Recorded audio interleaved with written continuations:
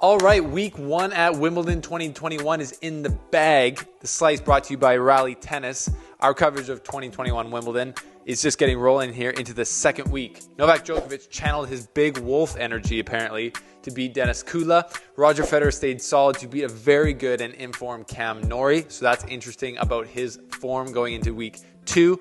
Shapovalov destroyed Andy Murray in their third round encounter, dashing some British hopes. But wildcard 18-year-old British player Emma Raducanu keeps the British dream alive at this year's Wimbledon. So welcome to the show. Let's get into it.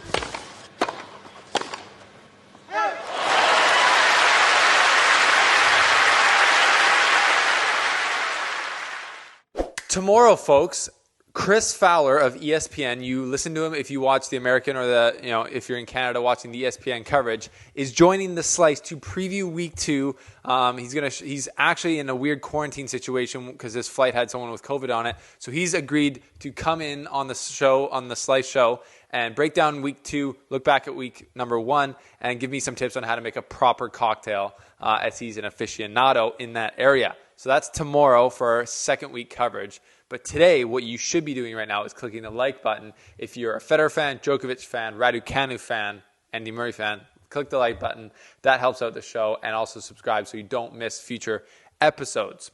So Djokovic and Federer played not their best tennis to beat some players who are playing very well for them.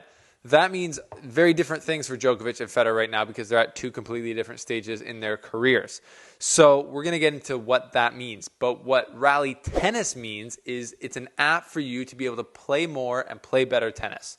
If maybe you play tennis with a couple people, but they're not really your level, and you want to find new players to play with, download Rally app. You can find new players in your area. You can join local leagues and compete in playoffs to dominate your local tennis scene.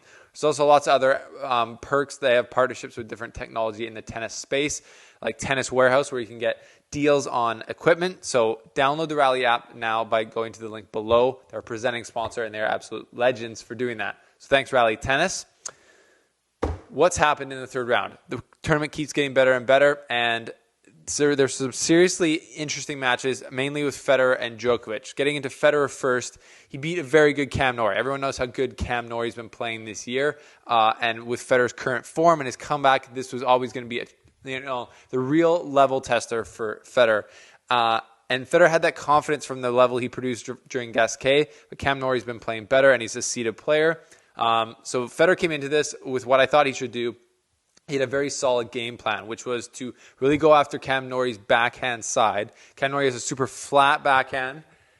So Federer was working on pulling him out wide with Federer's forehand or slicing it low to Cam Norrie's backhand. So Cam Norrie has to go cross-court, basically. And then Federer was hitting really good forehands up the line. That pattern of play was working really well for him today, and that's obviously was a game plan of his coming in. So on the ground stroke level, Federer looked really good, and it looked like almost back to 2019 form, especially on the forehand side. The backhand was still not really getting over it fully and not swinging freely. A lot of top spin backhands dropping into the net. I think that's just a comfortability thing. And his serve was okay. It wasn't amazing. I would give it like a C+. He only had 7 aces, 74% of first serve points won, which is a little bit low for him, I think. The ground was good. Like I said, 48 winners, 33 unforced errors. That's a decent ratio for Fed. He's always going to have a lot of unforced errors, just the way he plays, but a lot of winners is good. 48 is a lot. So tough, tight match. He had a little yip there at the end of the third set.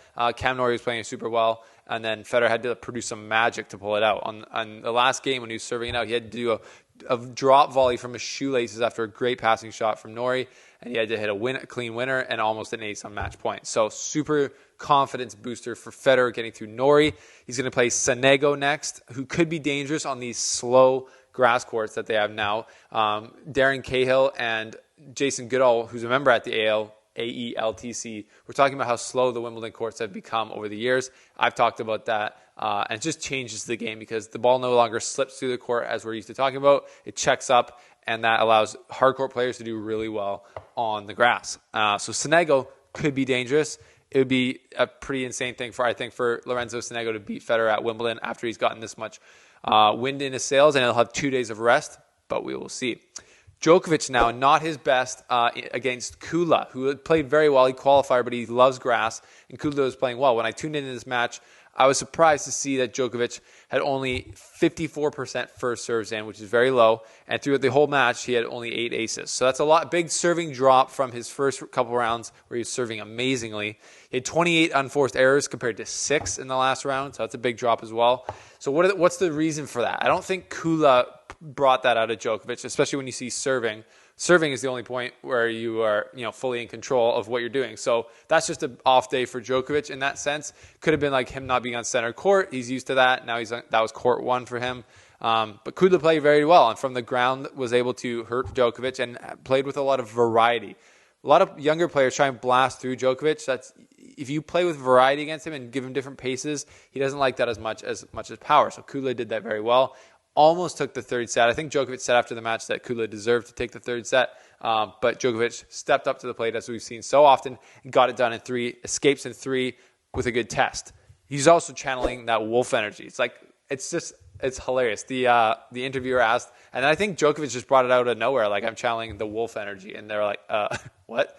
And then, so afterwards, Djokovic had to explain a couple times that he, in the mountains in Serbia where he hung out as a kid, he saw a wolf and it scared him, but he always felt like a connection with the wolf. So he's channeling that wolf energy, that big wolf energy, into the 4th round where he's going to play Christian Garin, which is kind of surprising. But Garin, he's got some power, but I don't expect him to be as much trouble for Djokovic. He is a seeded player, though, and he's a good player. So that'll be that.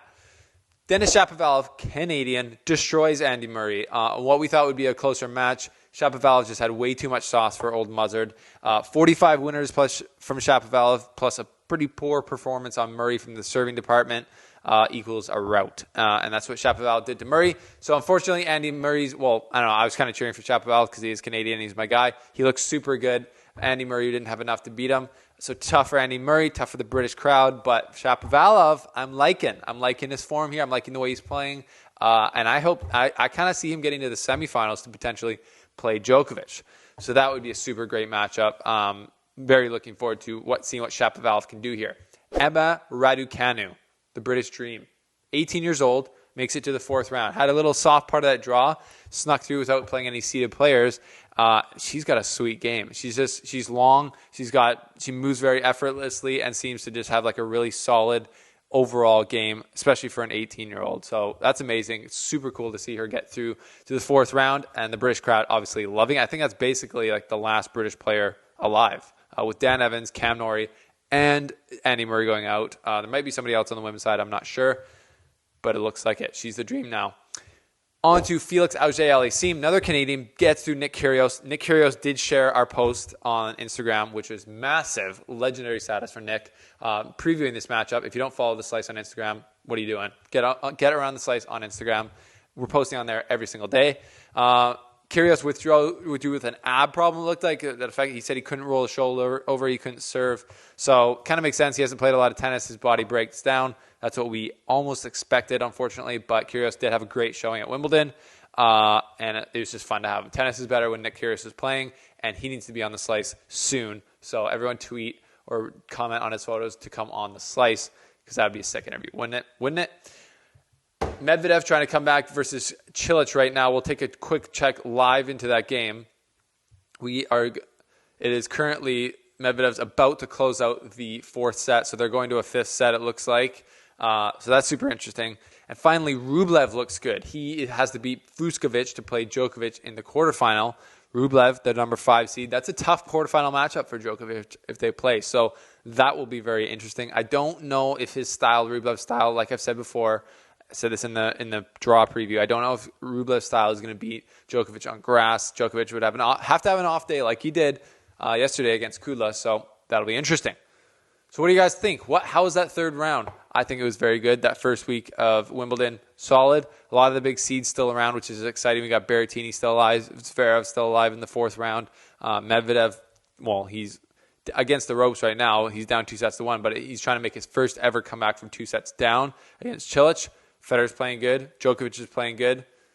It's looking amazing. There is a chance that we could see Federer versus Djokovic in the final. Djokovic fans are saying, yeah, bring it on. We'll just destroy him once again in the final. And Federer fans are laughing because Federer is 40 years old, basically hobbling to the final. And now we would just love to see him play another final. be similar to 2019 when we didn't have much faith that he would win, and then he got to match points, teased us, and then broke our hearts. So let us know what you think is going to happen for the rest of this tournament. I'm super excited. I cannot wait. Chris Fowler right now is planning to meet us tomorrow on the show. We might do live. We might do it post-produced. Let us know. Should we do it live or should we just do it like a regular video? I'm not sure yet. We'll figure it out, though. Thanks for being here with The Slice presented by Rally Tennis at this year's Wimbledon Championships. You can get 10% off of brand new tennis equipment at Courtside Sports, our sponsor, and Bear Mountain is our home club where we play. Stay tuned, folks, for Wimbledon Week 2. We got middle Sunday presentation with Chris Fowler coming up tomorrow. Stay tuned for that. Subscribe, like the video. Thank you guys for your support. We'll see you very soon.